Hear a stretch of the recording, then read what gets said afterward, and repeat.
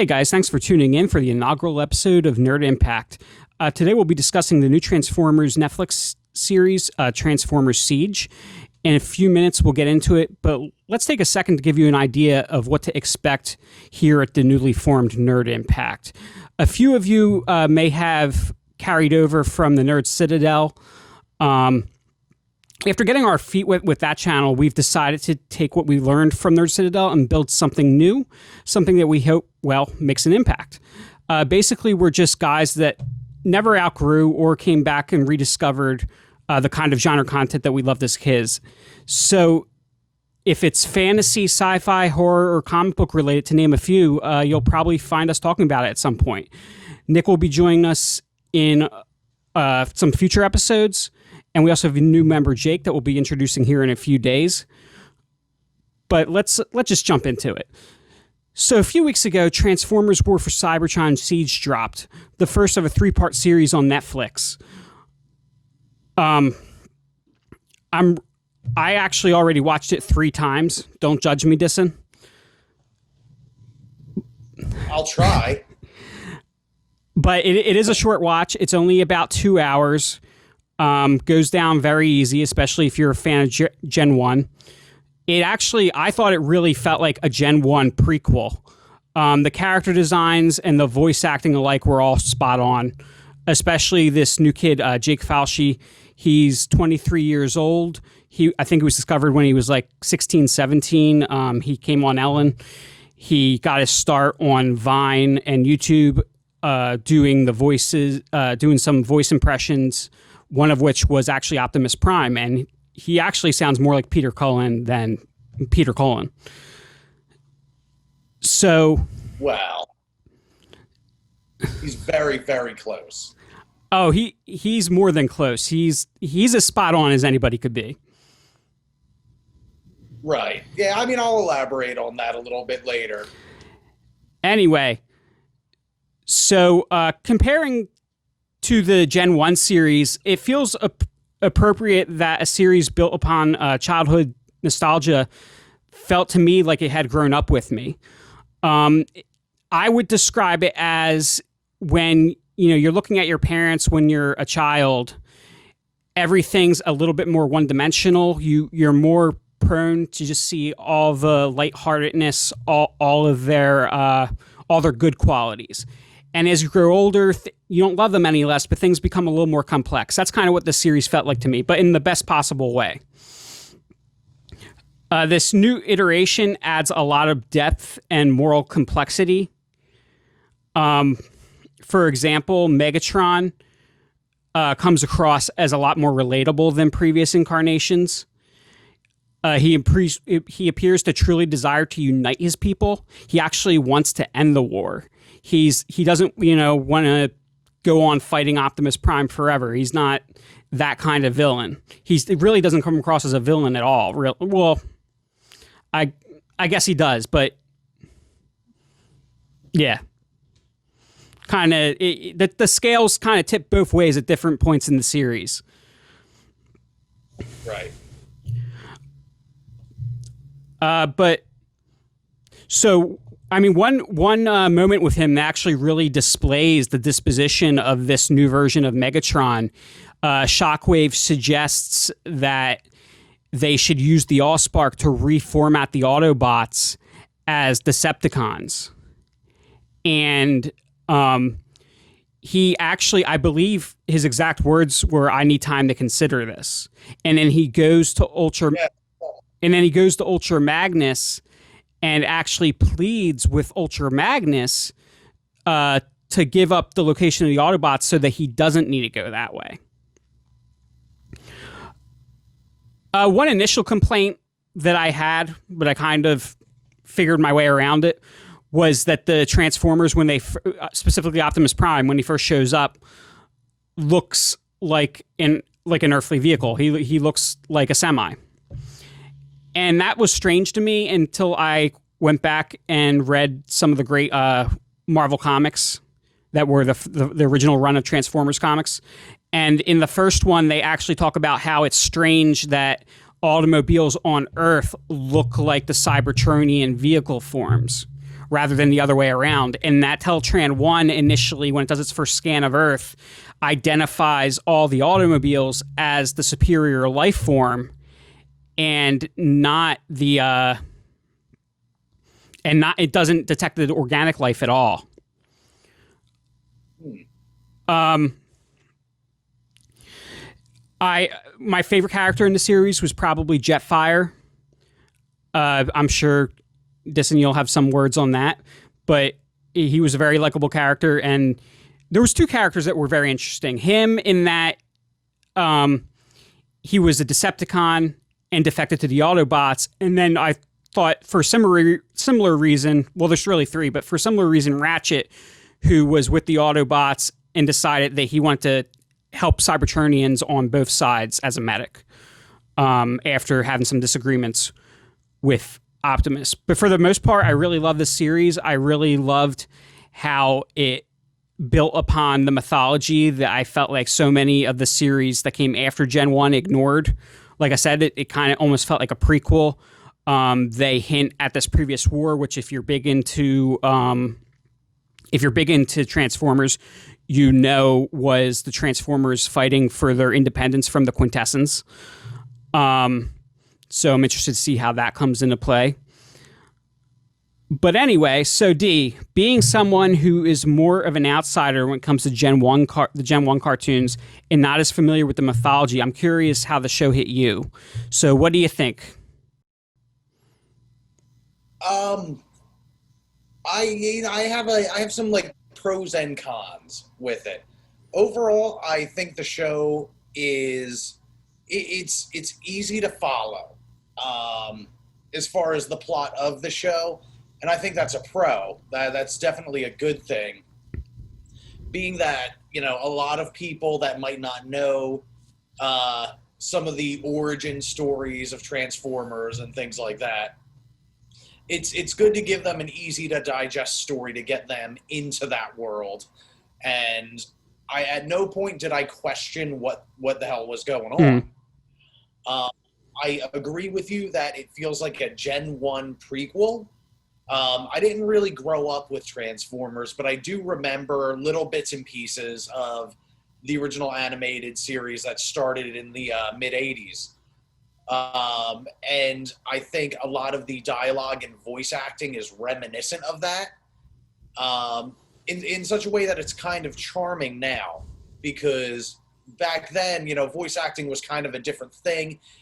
Certain skills weren't quite as required. You know, as long as you can do a voice, you could be a character.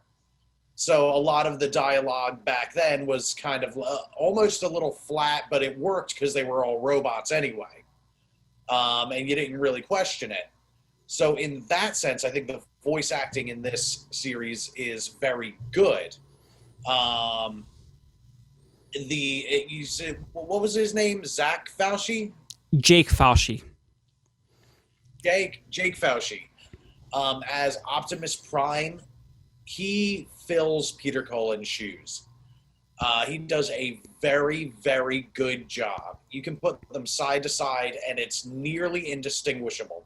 I think you hear it a little bit in that Peter Cullen's voice is a lot deeper. Like he has like a more like bassy resonance to his voice. He's almost like a movie trailer guy, that in a world kind of voice. And Jake almost gets there, but his voice doesn't quite resonate that low. And that's really the only time that you notice it. But if you're not looking for it, it sounds like the same guy. I think, I don't know who voiced Starscream in this, but he does a pretty good job compared to Chris Latta, who was the original Starscream from the 80s show. Who the only one that I've really, really liked since then was Tom Kenny, who did the late 2000s animated series Starscream. But getting past voice acting, I like that there are some morally gray characters, because Transformers are usually depicted as the good guys and the bad guys. In this, we don't really have that. We have a Megatron that I was rooting for half the season.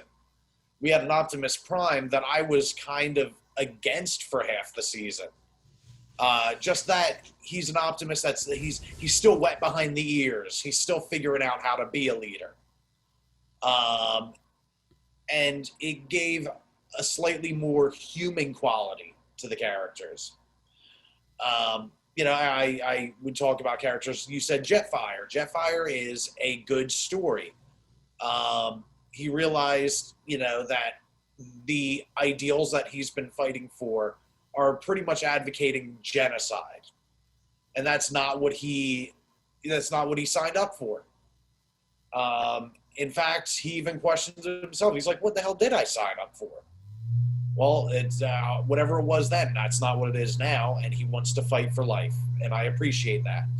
I think Ratchet deserves his own show, because I would have really liked to see go back a little bit further and look at Ratchet when he was fighting with the Autobots and see him kind of watch the curtains fall away and him see really what he's fighting for and eventually leave the Autobots.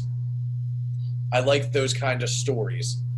Another really good thing is there's a lot of fan service in this, but it's non-intrusive.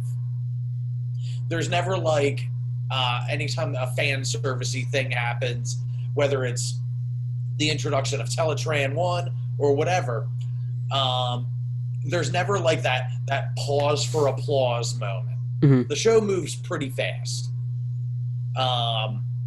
Moving into some of the cons, and this isn't the fault of the writers.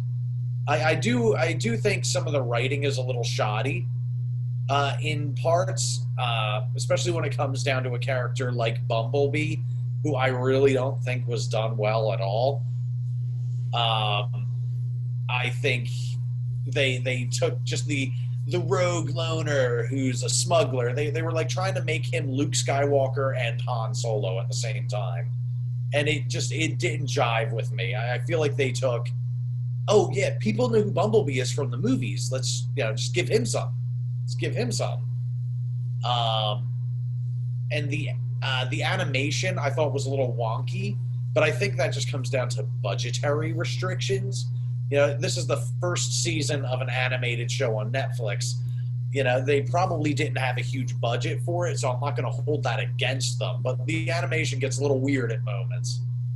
I think this story starts too late in the war, because they talk about all these events that have happened, and you see characters like the Guardians and all this stuff. I would have liked for the show to have started right after the rebellion that set the Decepticons free, and watch the war just from there to really see how the world, what Cybertron looked like before versus what it looks like now. Understand the Guardians' place in all things, and a lot of the references. There's the Doogie Howser Gate, where I think that's where more Cybertronians died than anywhere else, something like that. I would have liked to have seen just a whole episode, like Game of Thrones Battle of the Bastards style, just a whole episode of that. And it would have given us a chance to maybe get to know Alpha Trion, or any past primes, that kind of thing, as well as getting to see Ultra Magnus, who has the protocols and would obviously be the military strategist, to see him in action before he starts getting very peace-like. And there are a few things, because the show starts as late in the war as it does, where it does touch on a pet peeve of mine, in that it expects you to know some things already. And in that respect, that's where it's like, oh, this is a show for the fans, clearly. Mm-hmm. But it's still not that intrusive. It left me with a few questions. But I think overall, it's not a perfect show, but it's not a terrible show. I think it's a very middle-of-the-road, safe bet first season of something that can go in any direction now. It's a good jumping off point. Mm-hmm. So it would be cool seeing future seasons. I know you said that the second season is going to be the Earth stuff, and the third season would touch on Beast Wars.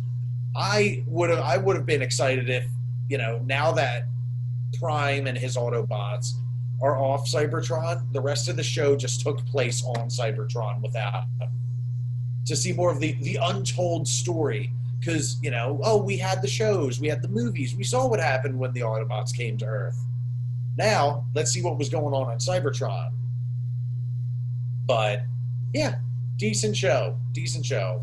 Yeah, and I think you will see some flashback. Well, not flashbacks, but I think pieces of it will take place on Cybertron, because the way this show leads off, the Decepticons haven't even left Cybertron yet. Right. So there's more to get out of Cybertron yet. And I'm actually a bigger fan of Beast Wars than I was of the original Gen 1 series. So I'm very curious. That's where a lot of the mythology really got heavy, where they got into the idea of Sparks and Primus and the Oracle, Vector Sigma, all that. So I'm really curious to see the direction they take. But I know Jake's very, very big into the lore and will be able to explain some of the Guardian stuff to us and some more of the mythology and I guess like some of the creator myths behind Transformers. So we'll have him here in maybe 2 days or so, depending on when this video comes up versus when the next one goes up. But right. But yeah. Well, yeah, that was season 1 of the Transformers Siege War for Cybertron. Yeah, so like I said, we'll have another Transformers video coming up yet. Also, DC Fandom is this weekend, so we will come to you with some of the news that comes out of that. There's bound to be some big announcements concerning the movies and the television series. They're actually splitting up into 2 weekends now, so it's going to be this weekend, and then for some reason it's going to be in like 3 weekends. They're going to have like a Q&A thing. But yeah, that's the kickoff episode of Nerd Impact. Hope you enjoyed it. And until all are one. Autobots, roll out.